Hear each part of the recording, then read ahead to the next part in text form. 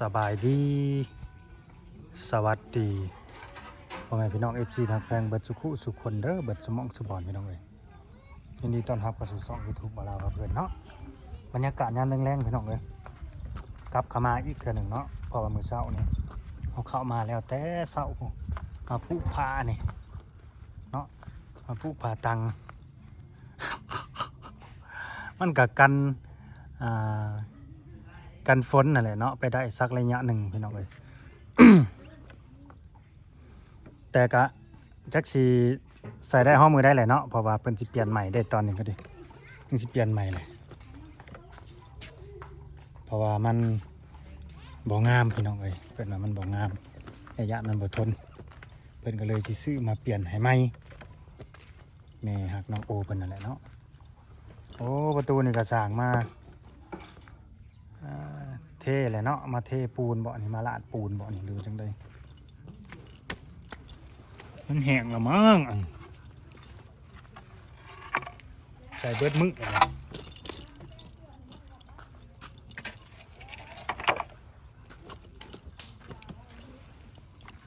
แห้งแล้ว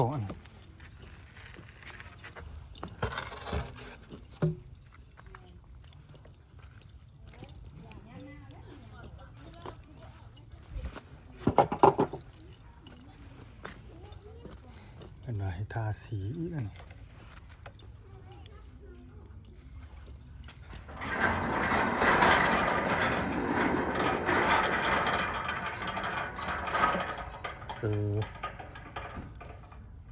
เขาตอกเข้าไปเขาตอกตัวหน้าออกเลยเนาะตอกตัวหน้าออกเลยมันก็เลยเกือบสุดเลยป่ะนี่เกือบสุดเลย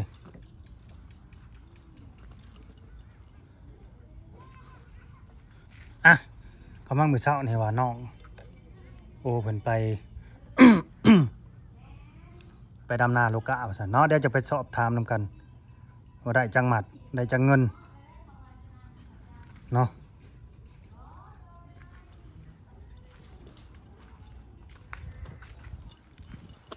ก็ตักทรายไปอันนั้นก็เฮาแล้วมาตอกไว้มื้อเช้านี่เรามันเป็นคนมาตอกไว้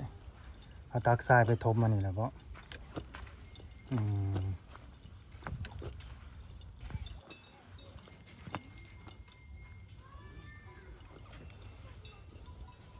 ใส่แต่ตะนางเนาะเหลือแต่ลวดน้ำหมักจับป่ะนี่เหลือแต่ลวด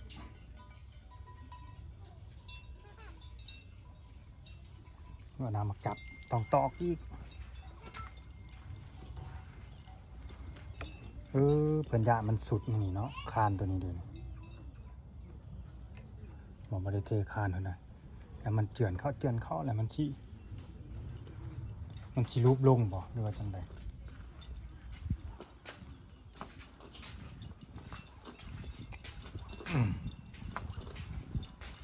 โอ้นึ่งข้าวแล้วป่ะเดี๋ยวยังก็อาบน้ำบ่เดี๋ยวนี้เอาน้ำนั่นนี่คือบกแล้วไปทางใดอันนี้มื้อเช้านี่ก็คือว่าเกือบเต็มกับพุ้ยน้ำนั้นกับพุ้ยนะคนเข้าห้องน้ำบ่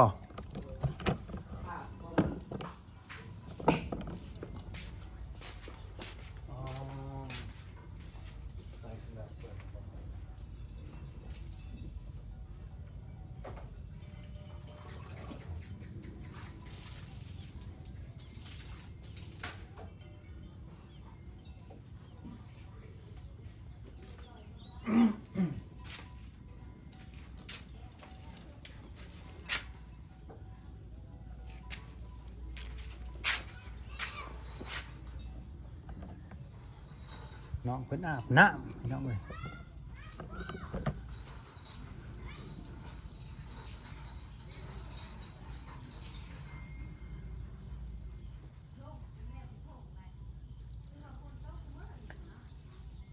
อาบน้ำไม่ได้คือจะยินเสียงบุลุงปุงจิงบุลุงปุงจิง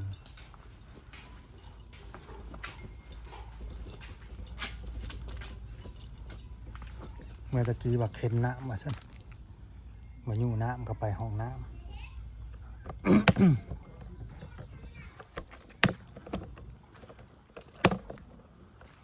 ที่จริงเสานี่เพิ่นก็ว่าให้ทาสีได้พี่น้องเลยเสาใหญ่2ต้นนี่เพิ่นว่าให้ทาสี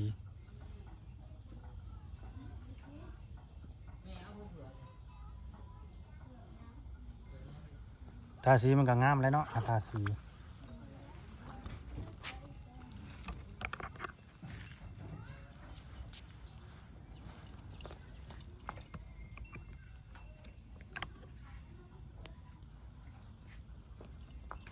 เอาใช่ว่าอาบน้ำมาแต่จังโมงนี่ ลืมเลย ลืมฮอดว่ามาจังโมงปัดโธแว่นตัวนี้คือสิหมักขักเนาะเล่นใส่ได้ลายมือเลย สวัสดีบ่ลอง ได้เท่าไรไปโลกะดำน้ำนี่ เป็นลูกกาไปหาสิพัน จังหมัด50,000 หาสิ 50มัดละ1,000เท่าน่ะอ๋อคือถูกแท้มัดละ1,000ถือว่าถูกแล้วนี่เฮ็ดหยังกินแรงนี่ จัดงูพูด ยังบ่ฮู้ เลย เอาแล้ววาดเอาไปแล้วยังบ่ฮู้ช้ำเฮ็ดหยังกินแรงไข่เด้ซะมาม่าปลากระป๋องเด้ เบิด เบิดเลยเอ้ยคือเบิดไวแท้วะ อ้าวตอนนั้นตัวข้างเห็ดนี่ก็นี่ก็ กินน้ำกันบ่ กินน้ำเลย เออบ่ฮู้แท้เนาะบ่าวลาวซื้อเข้ามาก็จังมันได้จากมื้อน่ะคือว่าบ่ได้เฮิงเฮาใดหรือว่าเฮิงแล้วบ่ได้ฮอดทิศแล้วบ่ จืดได้ ได้ฮอดทิศแล้วบ่ กลัวผิดนะ อืมมาแต่จังโมงนี่คือว่ามาแต่บ่ายโมงผมบ่ แม่นมาแต่บ่ายโมงเลยว่าสิแล่นไปตัดผมเลยห้างจะมาเปิด ตัดผมอยู่ไส ขอไป อ๋อ ห้างจะ ตัดผมไผ ตัดผมหน่อย อะไรคือว่าผมบ่ได้ยาวสิตัดผมนี่ได้ แรกๆเพิ่นบอกให้ตัดเพิ่นว่า บ่หึงหาได้ มื้อนี้แหละมีบ่ได้ตัดจัง อ้าวแซวว่าแม่สิมาบ่ ชั่วเพิ่นเลื่อนออก เลื่อนไปฮอดเลื่อนไปทางใดอีกว่าหึงอันใดอีก ได้ยินบอกเห็นว่าคันสามีเพิ่นให้มาเพิ่นก็มาเพิ่นว่า อ๋อเจ้าเพิ่นสิมาเซอร์ไพรส์บ่จัก ฉันแม่นอยู่ ญาติมาเซอร์ไพรส์อยู่เด้อขนาดนั้นไข่กระเบิดปลากระป๋องกระเบิดบ่ เดี๋ยว เอาสรุปบ่มีแนวกินแรงบะนี่ เรื่องไปซื้อกินในตลาดเลย ซื้อกินแล้วเงินก็ได้อะได้เงิน50,000เอาไปดำนามันไปได้โลกะมื้อได้สิไปดำนาบัดนี้สิไปอีบ่มื้ออื่น ไปแล้วว่าเพิ่นก็เพิ่นโทรมาว่าจะมาอยู่ในเฮือนน่ะเรียกก็แล้วกันเนาะ อืม ไปได้ ได้เฮ็ดซอยเขาอยู่บ่เนี่ย เฮ็ดช่วยแล้วก็เฮ็ดนำกันนะ ก็แล้วกันเพิ่นให้ไปก็ไปเฮ้ยคันบ่ไปเฮาบ่มีเงินใช้บ่มีรายได้หรือว่าเพิ่นบ่ให้ไปบ่มื้ออื่นหรือว่าจังไดเพิ่นโทรมาแล้วแต่นี่ฮะแต่บ่ายโมงมาฮอดตอนนี้ กับฉากแบตโทรศัพท์นี่ อืม แบตโทรศัพท์เบิด ยังบ่ได้คุยกัน เพิ่นคุยตั้งแต่ตอนประมาณแต่ จักโมง 2 โมง คุยแต่12 โมงไปเงียบไปเลยเห็นอยู่บ่กระแจน่ะกระแจหลอกหัวน่ะเห็นอยู่บ่บ่ลาวเอามาแล้วเบิ่งดูฮะ ลูกกระเจบ่ แม่นลูกมันเห็นอยู่บ่เบิ่งดูในกระตาไหนหรือว่ามีแต่อันนั้นมันบ่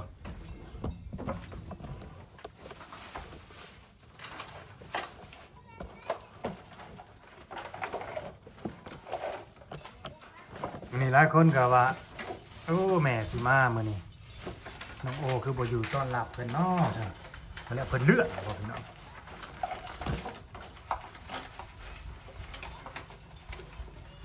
แม่นมีแต่หูกระต่ายบ่เนี่ยฮะ เอาเงินก็ได้เงินคุณเอาไปจอดซะหน่อยบ่ อันแล้วเอาไปจอดแล้วแต่ว่าเจ้าแม่กับเจน่ะกับลูกมันน่ะ เยอะ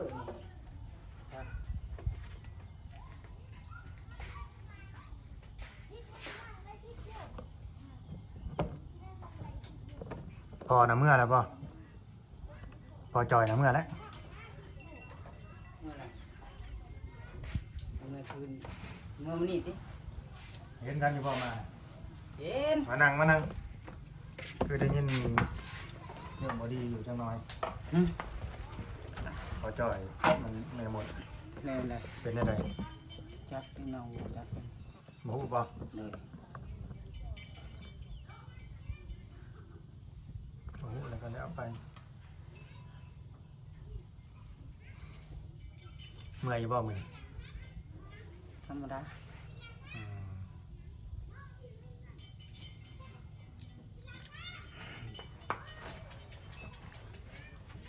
ธรรมดา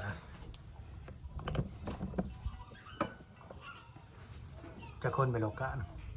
พอหลาย คนติดตะกร้าอยู่ บ่มาจากผู้บ่าวผู้สาวเพราะว่าผู้สาวก็มีบ่ บ่ บ่มีติ นี่ เอ้ามันก็เรื่องธรรมดาเลยเนาะผู้สาวก็ไปโลกะรับจ้าง มัดละพันจ้างถือโพดเด้อ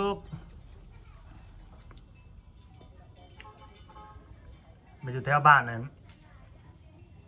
บ่าวเล่ามันละ2,000 2,500มันละ2,500ไหม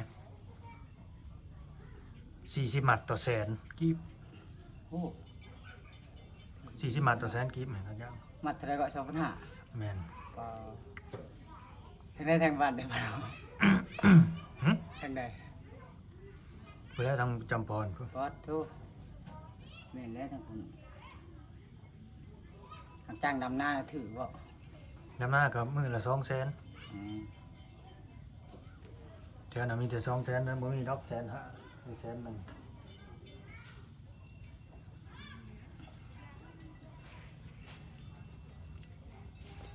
ได้กินหยังสไปมื้อนี้ ปิ้งไก่ เขาเลี้ยงบ่หรือซื้อกินเอง เพิ่นซื้อให้กินน้ำเพิ่นนั่นแหละ อืม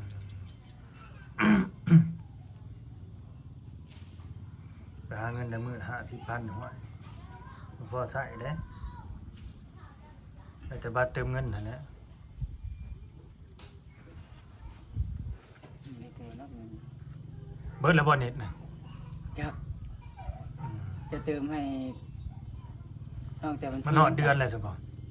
จะเติมให้ตั้งแต่วันที่ยังซะคิดว่าจะถามเอาลาวได้หักลืมตลอด คือวันที่20บ่หรือวันที่10นี่แหละ โอ้ยังโดนจ้ะ ว่าวันที่20เติมเน็ตเนี่ยนะ มื้อนี้ก็วันที่1 แม่นเหลืออีก10ปลายมื้อรายเดือนเด้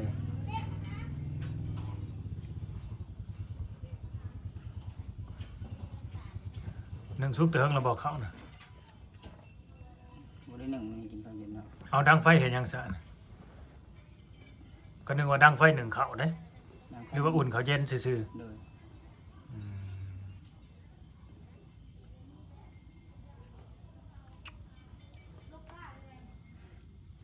ชีวิตน้องโอเนี่ยก็น่าเวทนาพี่น้องเอ้ยเพิ่งได้สิทาสีของน้ำน่ะคือว่าเพิ่นให้ทาสีของน้ำกับทานสีประตูบ่ คือว่าเจ้าท่าแล้วบ่ตู บ่แล้วสีประตูน่ะเสาน่ะสีเสาน่ะ2เสาน่ะ บ่แม่นเรียกช่างเพิ่นเนาะ บ่ เออ มันจบเลยได้งานสร้าง เอาคำว่ามื้ออื่นนี่แหละสิท่า หรือว่าเพิ่นบอกว่าให้สร้างเฮ็ดบ่แต่เก่าเพิ่นต้องแจ้งบ่ลาวนะ อันนี้มันงานสร้างมันเบิดเท่านั้นแล้วว่าเขามาเก็บงานให้มื้อนี้เด้ น้องชายยังก็ได้มื้ออื่นไปแล้วจังค่ะ เอ้าทางสีไปทางใดเลย นั่น อ๋อ นั่งนำ ได้ว่าเสียเลย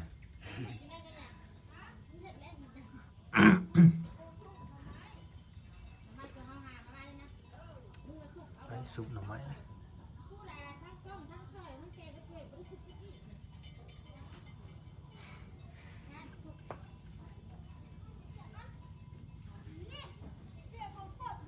แม่เพิ่นบ่ได้ลงกับเราว่าสิมาบ่ได้ ลมอยู่ คุณว่าบ่ได้ หึ คุณว่าบ่ได้ จักยังบ่แน่บ่นอน ดี๋ยวสิถามเพิ่นใหม่ก่อนจักสิมามื้อใดกันแน่เดี๋ยวสิบอกเนาะมันเพิ่นสิมามื้อใดให้อยู่เฮือน แล้วก็ต้องบอกแหละกันเรามา มื้อนี้ก็กำลังดำนาอยู่คุมไอ้ผู้อยู่ที่ไหนบ่ไปดำนา เพิ่นให้เขามาบ่ เขามาตัดผมเดี๋ยวนี้ว่ะ อืม เล่นๆเข้ามาเล่นไปทหารก็จะปิดเบิด เอารถไผจะไปฮอดหาก็ไป เอารถเจ้าของหน้าไป ห้างในบ้านนี่ก็บ่ได้เปิดบ่ บอกมันก็นั่นนี่เปิดเนี่ยสบายแล้ว อืมเพิ่นให้ตัดทรงได้บัดนี่ ถึงสกิลเฮ็ด สิบ่ไปตัดนั่นคิ้วอีกบ่ เป็นมวยตัด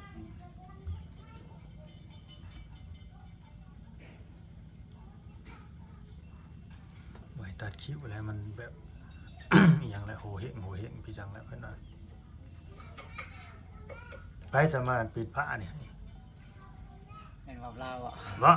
แม่นซะบ่ เดี๋ยว อืม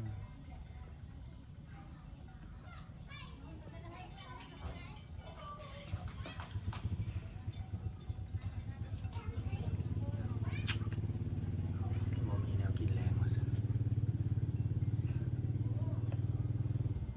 กินข้าวเย็นบ่ได้ไปถามกินนะของกินน้ำน้องนี่บ่ บอกมีของกิน เอาไปหาได้เขาก็ซื้อกินเนี่ยเนาะ เดี๋ยว เขาว่าเขากลัวเขาเลยสำนี้เขาก็ต้องเอาเลี้ยงปากเจ้าของให้คุ้มแล้ว งามอยู่เขาในนาบ่เรา ยังไม่ได้ออกไปเบิ่งตั้งแต่ฝนตกมา3-4 มื้อยังไม่ได้ออกไปเบิ่งไปไกลเลย น้ำท่วมแล้วเนาะ ที่แรกว่ามื้ออื่นสิออกไป คันบ่มีการเปลี่ยนแปลงว่าจะออกไปสามหน้ามื้ออื่นแก่กล้ามาเลยแต่บ้านคันบ่มีการเปลี่ยน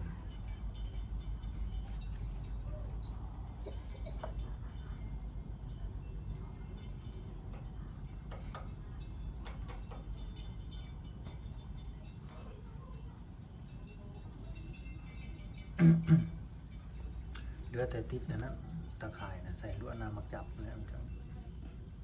ทางนอกเป็นบ่ได้ให้ใส่บ่ลวดน้ำมักจับ ใส่คือกันแล้วจักกี่ฟอหรือบ่ฟอเหลือครึ่งก่อบ่กินยังไง ก็อย่าว่ามัน100 เมตรพูดตัวน่ะ มันก็จะ 100 หนี เมตร เด้ อันนี้20 เมตร20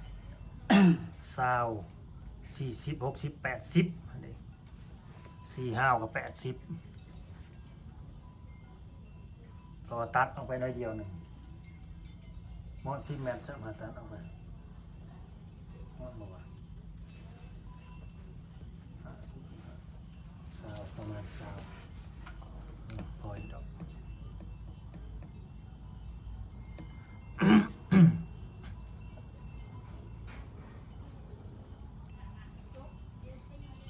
เมื่อคืนนะมันโทรมานะบอกว่ามึงอ่ะสบายหรือว่าจังได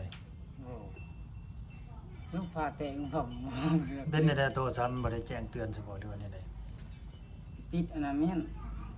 ปิดแบบปิดยังวะ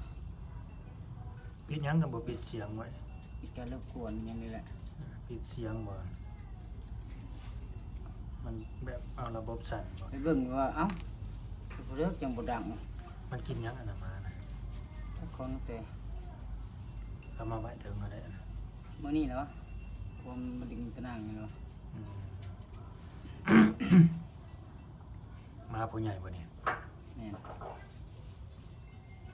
มาตัวนี้บ่ขึ้นไปดูทางเรือนมื้อนั้นน่ะ แม่นแล้วก็ขึ้นได้จังไดเนาะคือว่าตูก็คือปิดเลย มันขึ้นน่ะแล้วมันรอดเข้าน่ะเนี่ยตรงมันลูกชิ้นเขาซั่นบ่ แม่นเนาะกินแล้วก็ที่ อืม ไปเอามือเฮือนมึงปุ๊ จับเล่นแล้ว เอามือเฮือนไหมเอามือเฮือน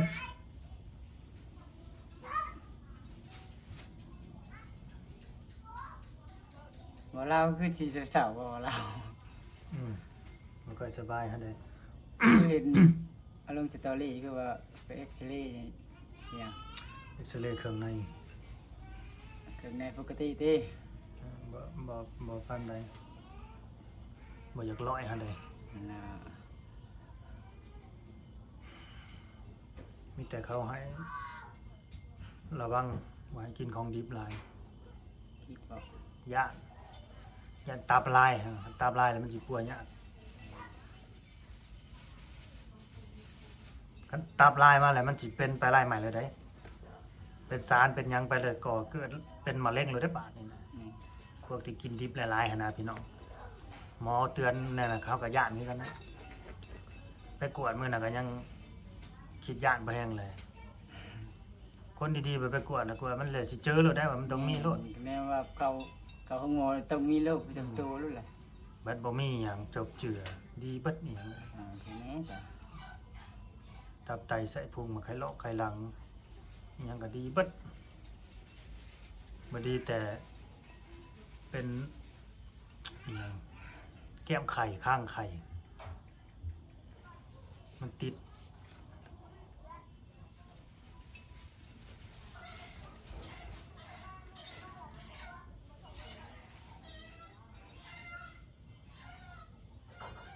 ว่าเล่าน่ะเศร้าอยู่แต่น้องโอนี่บ่เศร้าเนาะ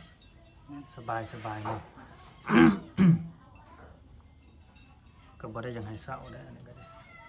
มันมีเรื่องให้คิดหลายอย่างมันก็เลย อยากเครียดอยากเศร้าๆเนี่ยอย่างน้อยร่างกายเจ้าของก็บ่สมบูรณ์อีก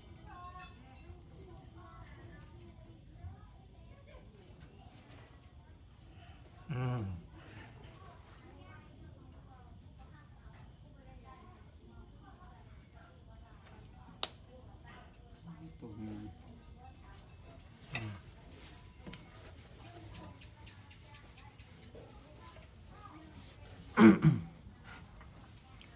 พี่น้องเอ้ยเนาะก็สำหรับแม่หางน้องเพิ่นก็สิมามื้อใดหรือจังใดก็ถ้ารุ่นถ้าเบิ่งนํกันนั่นแหละมันหุ่งแล้วบ่ไฟโซลาร์เซลล์น่ะหรือว่าไฟโทรศัพท์อ่ะน่ะ เรา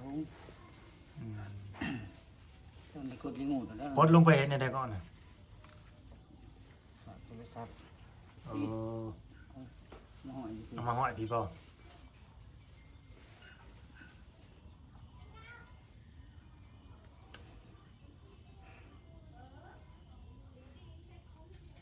ก็บ่มีหยังเด้อพี่น้องเด้อคลิปนี้ก็เนาะสิได้จบไม่ซ้ำอีกก่อนให้น้องเพิ่นไปหากินข้าวกินน้ำซะหรือว่าไปซื้อของอยู่ของกินบ่หรือจังใดหรือสิกินอยู่บ่ข้าวแรงน่ะหรือว่าใด ยังบ่อยาก ๆยังบ่อยากซ้ำ เลย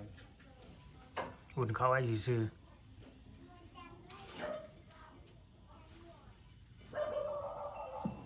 ๆยังบ่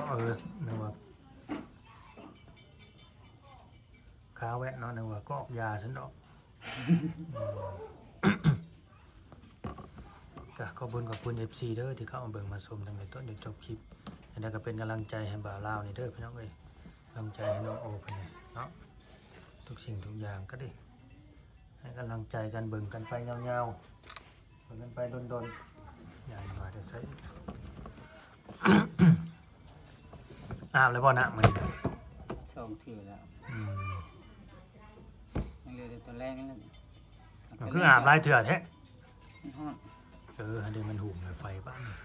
อ้าวสบายดีสิได้จบคลิปแหละ สวัสดี อ้าวสู้ๆเด้อสู้กับปัญหาถ้ามีปัญหาใดๆก็สู้ไปคนทำมันก็มีกันทุกคนนั่นแหละเขาเรียกว่ามรสุมชีวิต